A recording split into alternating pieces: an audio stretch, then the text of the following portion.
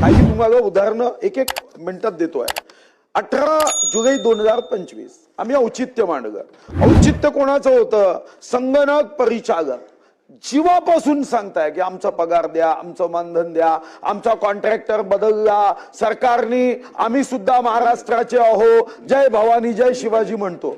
आपण काय आश्वासन दिलं? अध्यक्ष महाराज हे औचित्य आम्ही मांडलं. 18 जुलै 2025 13:20 अध्यक्षाच्या खुर्चीवर उपाध्यक्ष महोदय होते. त्यांनी आश्वासन दिलं की औचित्याच्या मुद्द्याची उत्तरे किमान 30 दिवसाच्या आत पाठवण्यात यावी. काही अधिकाऱ्यावर आमचा धाक राहिला नाही का? आम्ही काय मातीचे पुतळे आहोत इथं विधानसभेत? अधिकाऱ्यांना इथून आदेश दिल्यावर 30 दिवसात उत्तर द्या. त्यांची हिंमत कशी होते की 30 दिवस झाले? हे 30 दिवस 18 ऑगस्ट 2025 ला झाले.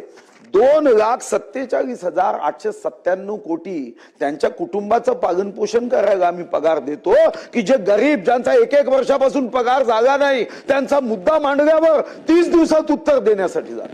हे एक प्रश्न नाहीये अध्यक्ष. माझा पूर्ण गठ्ठा मागच्या